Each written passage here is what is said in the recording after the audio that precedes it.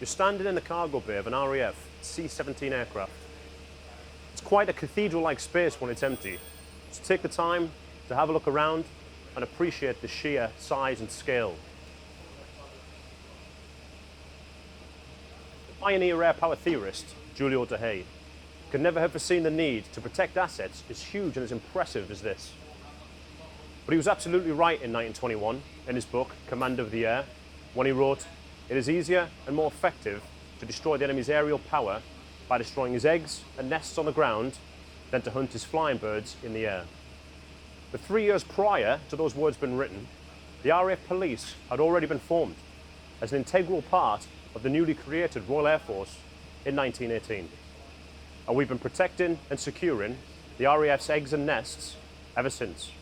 Or what we would better know today as the Royal Air Force's information, platforms, infrastructure and personnel. And we've been doing that from wheels down to wheels up successfully for over 100 years. So come with me and let's take a closer look at how we do it.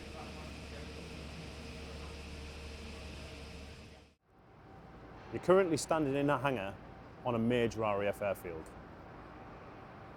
RAF police personnel are highly trained security experts and are responsible for providing specialist advice on all physical, information and personnel security matters. Anywhere the RAF operates, at home or abroad, RAF police personnel utilise their specialist knowledge to reduce risks to RAF operations and ensure that RAF critical assets and information remain secure and protected at all times. Assets like this Hercules C-130 coming into land. You might want to mind your head for this one.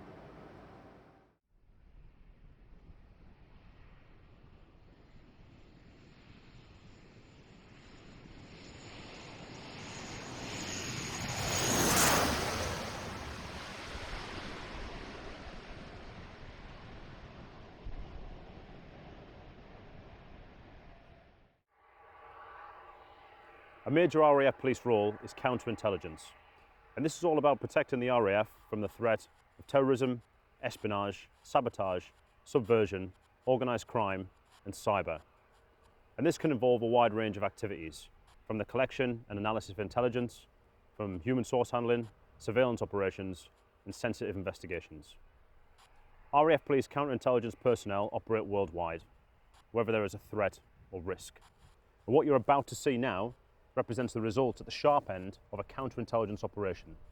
So keep your eyes fixed on the black car. And we've been suspicious for a while now that the driver's been involved in illegal activity. But we need to see an exchange take place before we can act. Just coming up to junction now. Position. Alright. Get ready when you are. Package. Fine. Yeah, same deal as last time. Yeah, looks like suspect. Nah, not really as expected. What's this? Is this a stick shot? Get out of here, get out of here!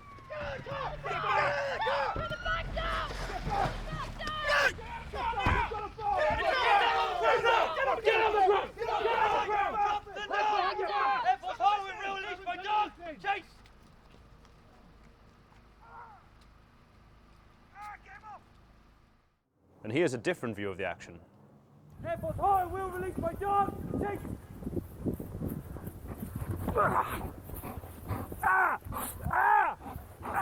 Get him off! As you can see when you look around, the law enforcement role of the RAF Police can often involve working alongside multiple agencies. Over here you have the RAF medics. Here you have the RAF firefighters. And behind you are the RAF Police, working together to manage a rather nasty road traffic incident.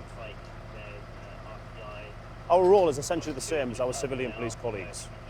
The RAF Police have jurisdiction over anybody subject to service law, and they have the responsibility to protect RAF communities, infrastructure and assets. The work that we do can range from routine criminal inquiries to the management of large and complex investigations.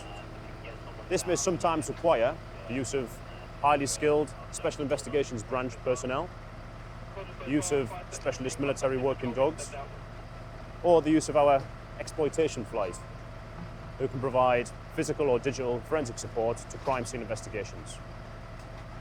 The RAF Police also provide support to victims, helping them in what might be their darkest hours and keeping them up to date with investigation progress.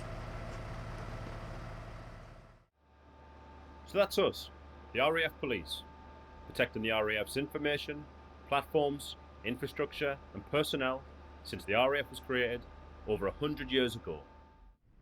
So thanks for watching, but mind your head, because here comes that Herc again.